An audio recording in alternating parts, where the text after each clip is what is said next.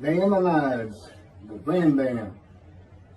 Moses Maimonides, this is in parentheses, Moses Ben Maimon,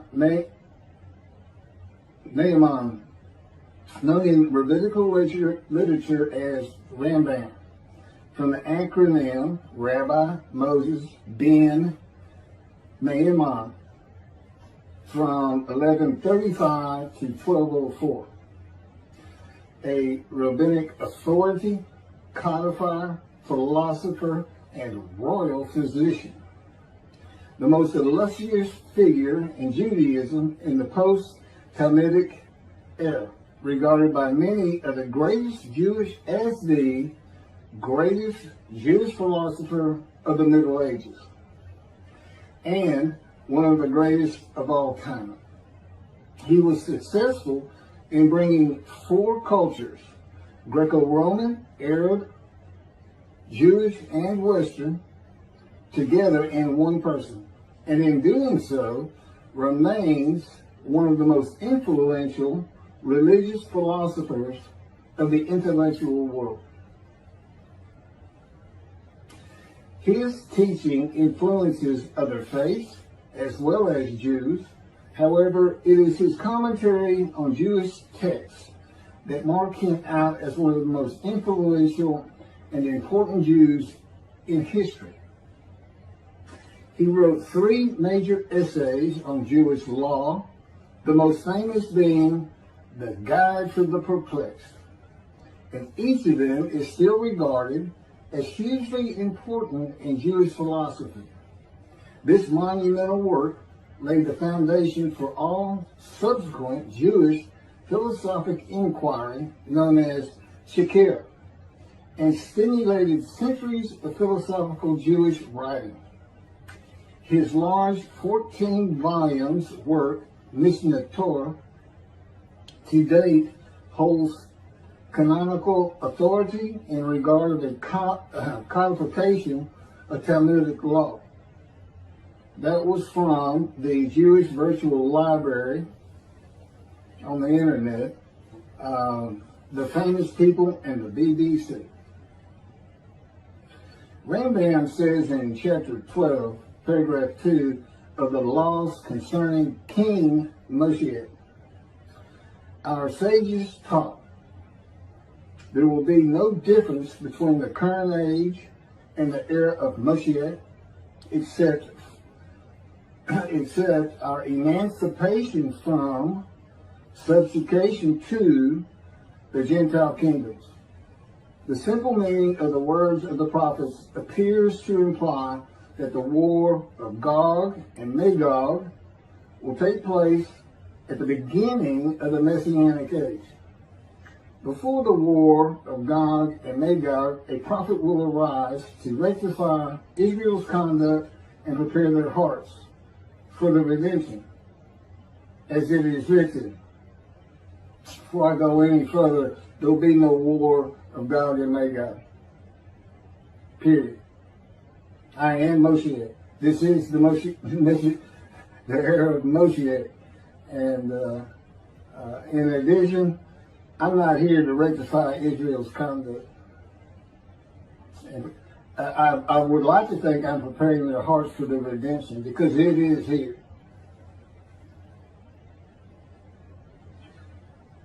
This is from Malachi chapter 3, verse 23. Behold, I am sending you Eliyahu, which is Elijah, before the advent of the great and awesome day of God. He will not come in order to declare the pure impure, nor to declare the impure pure. Nor will he come in order to disqualify the lineage of those presumed to be of flawless descent, nor to validate lineage which is presumed to be blemished. And I agree. Rather, he will come in order to establish peace in the world. As the above prophecy continues, Malachi 3, verse 24, he will bring back the hearts of the fathers to the children. And that is incorrect. I don't come here to bring peace or have the world come to peace. or to establish peace in the world. No one can do that. Humanity will never be at peace. It's just not what man is. It's not how things have ever worked. Elijah does not come to establish peace in the world. And again, God dictated this to me. I didn't come up with all this on my own.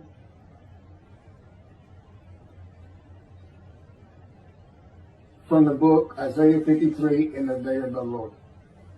Elijah does not come to establish peace in the world, but to make the many righteous by his knowledge in reconciling the sons to the Father and the fathers to the sons of the family members, one to another, of the Jewish people, by having them be mindful of the teachings God gave Moses at Order and to the practice of Judaism.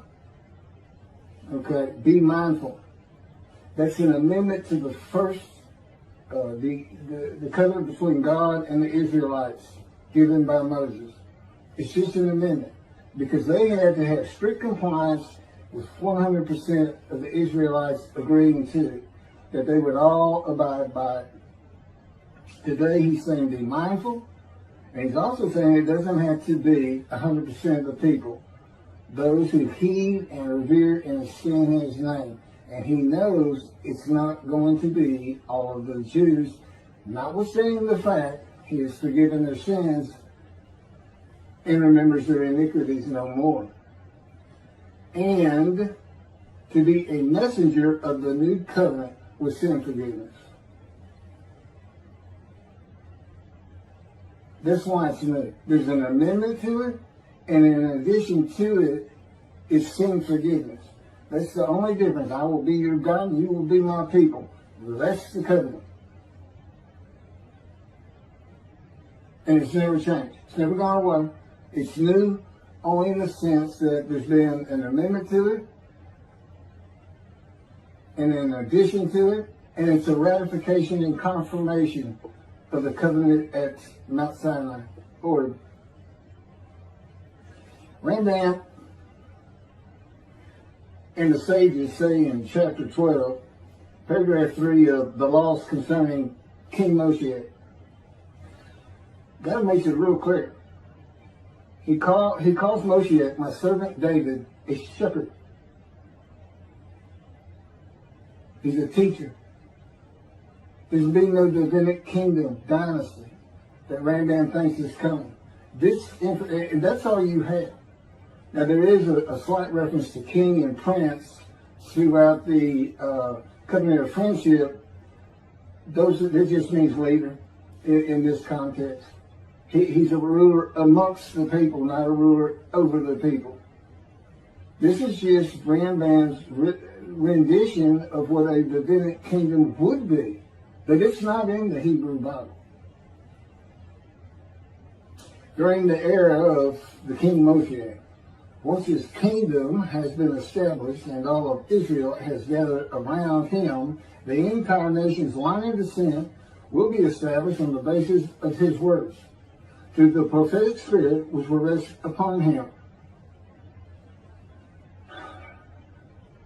In the Middle Ages and in antiquity, they believed in prophetic spirits. This will not happen. I do not have a prophetic spirit. The Spirit of God alighted upon me, but he's a person that he helps me. He'll tell me things and teach me things.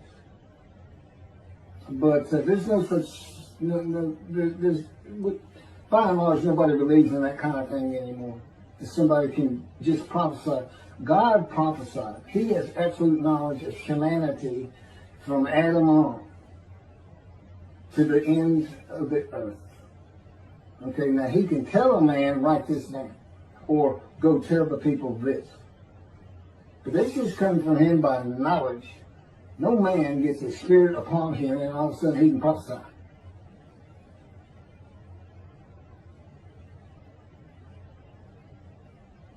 So no, the entire nation's line of descent is not going to be established by anybody, including not myself, and I am Moshiach, or God himself. So that's just not going to happen. As it is written, he shall sit as a refiner and purifier. He will purify the lineage of the Levites first, stating that this one is a priest of defined lineage, and this one is a Levite, a divine lineage. Rambam basis for this belief is a verse in the book of Ezra, chapter 2, verse 63. The governor said to them, they shall not eat of the most holy things until a priest arises who will wear the Urim and the Thummim. From this verse, one can infer that the genealogy of those presumed to be of unquestioned priestly and Levitical lineage will be traced by means of the prophetic spirit, and those found to be of such lineage will be made known. He will define the lineage of the Israelites according to their tribe alone, i.e., he will make known each person's tribal origin, stating that this one is from this tribe and this is from another tribe. It's not going to happen. And he's talking about Moshiach being the purifier. He got that wrong too. He shall sit as a refiner and purifier from the first paragraph of chapter 12. Paragraph 3 is not Moshiach. God purifies and refines. And he comes with Elijah and the angel of the covenant that you desire. Rambam says the prophetic spirit will rest upon the anointed one. The prophecy of the Hebrew Bible, the prophecies of God.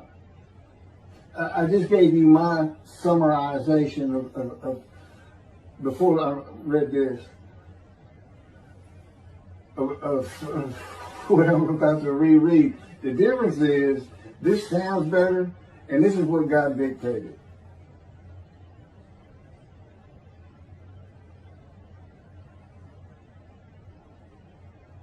The prophecy of the Hebrew Bible, the prophecies of God. David does not have a prophetic spirit. While prophetic spirits were a common belief in the ancient age and Middle Ages, that is not true for the age of reasoning and information.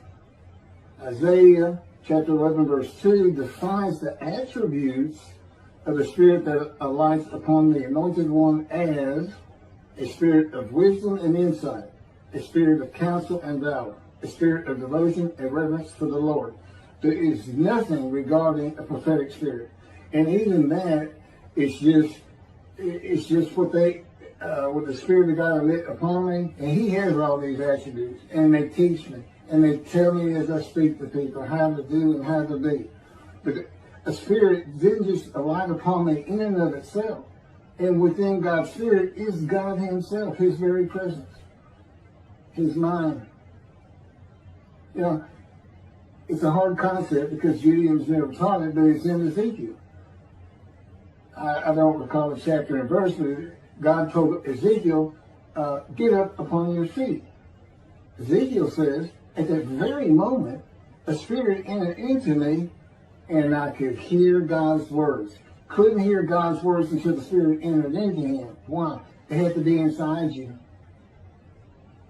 They had to be inside you. It's speaking to your mind. God doesn't have a mouth or tongue. You know, he can, within me, he can make me sense, perceive that this is where his presence is. And that is where the words are coming from. As though to my ear, even though it doesn't really seem like my ear, but it does seem like it's coming from over here, or over here, wherever he wants to do it. Spirit enters into you, and God is in his spirit. And this is Malachi chapter 3, verse 2 through 5. But who can endure the day of his coming? And who can hold out when he appears? For he is like a smelter's fire and like fuller's lye. He shall act like a smelter and purger of silver. And he shall purify the descendants of Levi and refine them like gold and silver. So they shall present offerings in righteousness. Then the offerings of Judah and Jerusalem shall be pleasing to the Lord, as in the days of yore, and in the years of old. But first I will step forward to contend against you, and I will act as a relentless accuser against those who have no fear of me. This is God, and not David or Elijah. It's God. And what does he say? I will act as a relentless accuser. He says when in Moshiach is here, his servant David is here. He says, I'm going to have a reckoning and dismiss the shepherds of the flock, the rabbis. I'm going to have a reckoning and not dismiss them. Primarily for teaching this Messianic Era. Secondly, for ignoring his prophet. That would be me, shunned, despised, and held of no account. That's how they've been treating me for years now. God's been with me 13 years to prepare me for this, and that's how they treated me.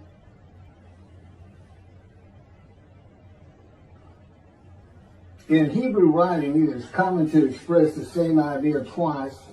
Okay, God's telling me to move on. I don't need to hear that. It just had to do with smelting and this and that. In Malachi 1 and 2, the priesthood has been defiled. They offered polluted offerings.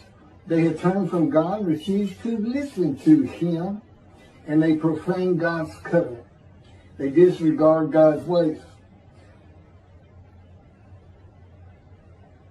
This is in quotes from Ezekiel, well, it's in quotes anyway. Those who have no fear of me would be the priestly tribe of the Levites, and not pertain to genealogy or tribal lineage, but to Ezekiel 34. Thus said the Lord God, I'm going to deal with the shepherds. I will demand a reckoning of them for my flock, and I will dismiss them from tending my flock. It's Ezekiel chapter 34, verse 10. Then I will appoint a single shepherd over them to tend them, my servant David. Again, that's Moshiach. He shall tend them. He shall be a shepherd to them. Not a king. I, the Lord, will be their God. My servant David shall be a ruler among them. I, the Lord, have spoken, and I will grant them a covenant of friendship. Malachi chapter 3, verse 3 says that he shall purify the descendants of Levi and refine them like gold or silver, so that they shall present offerings in righteousness. This would be those rabbis who accept the words of the prophets of God as interpreted in this day of reasoning and information, and not as interpreted in the ancient age and middle age. You want to be purified. If you want to get out from under the dismissal, you're going to have to learn everything God dictated to me in Isaiah 53 in the day of the Lord, and the second book, the life of God's righteous servant of Isaiah 53, which is my life.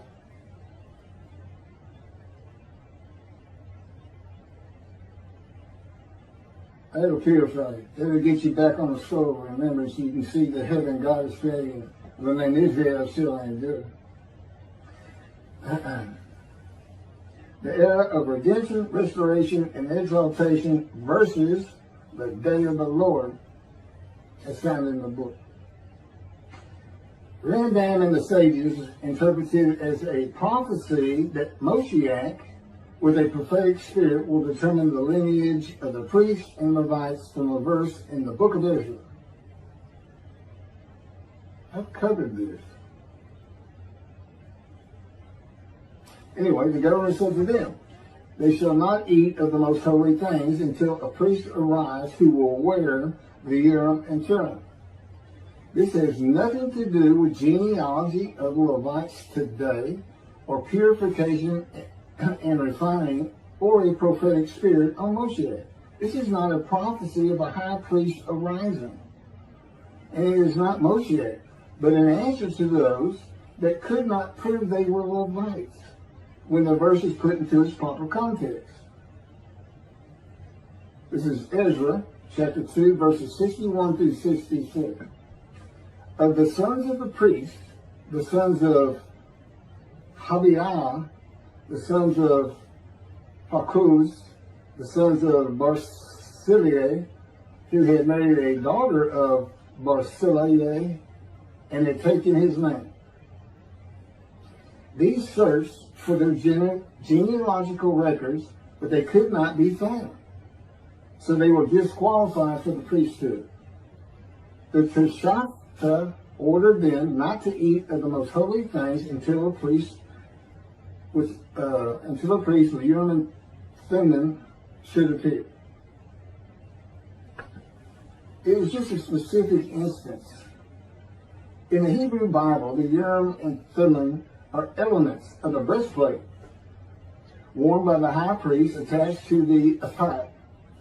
They are connected with divination in general and kleromancy in particular, a belief in antiquity and the Middle Ages rarely believed in today.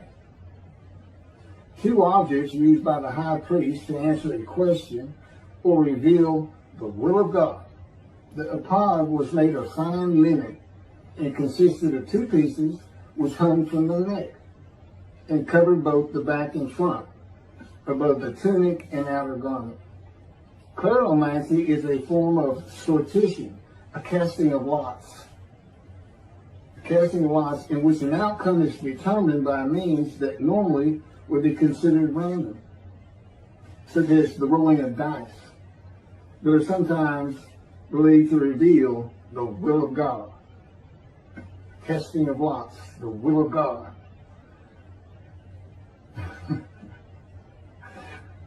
This is not believed in today. Ezra is not a book of the prophets. Chakirah was not a prophet and did not speak the words of God. Few people believe in divination and kleromancy today, matters and things of the Hebrew Bible written for an era gone by. In summation, as great as this man was, and we're talking about the year 1200 or so when he died, born in the 1100s, he was an incredible man, there's no doubt about it. But he didn't have the science, the medicine, the knowledge, the information, the ability to get information that we have today. It's a different time. We just don't believe in some of these things they believed in. You can't just say or say, just say. Now, Rambam also, I can't believe it's not in here. He said Moshiach is going to perfect the world, and the entire world is going to speak Hebrew. Okay? And he gets that from Zephaniah chapter 9, verse 10. God says, and I think most people have heard this phrase, they shall be a people of a pure speech. He takes that to be the people of the world. Well, the only problem is that, read verse 9. In verse 9, God talks about his anger against the world and how he was actually terminated with fire. He's not talking about them. He's just talking about his people. The peoples of the Jewish people. And guess what? Today they are a people of pure speech in Israel. See, the only time an ancient language has been revived in the modern times. And that's Hebrew. That's their official language, along with Arabic in Israel. So it was a true prophecy of God. They should be a people pure speech, but he's only talking about the Jewish people. When he says the people, he's talking about his people. If he's talking about the people of the world, you know what he's going to say? The people of the world. His people. The Jews. Okay, well that's all I have on Rambam. Again, I'm surprised not on Rambam. Thank you very much for listening.